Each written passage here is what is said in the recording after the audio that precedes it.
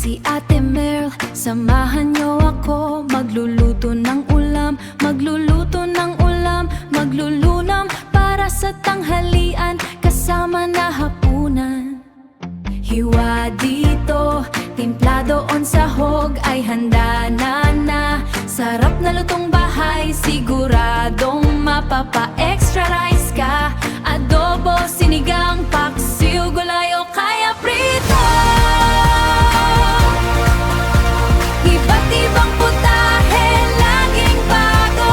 Apalangan ang kamay, saya naman dito. Luto at kain, todo go.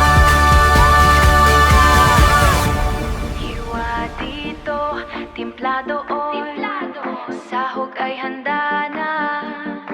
Sa bawat subo, ramdam ang pagmamahal.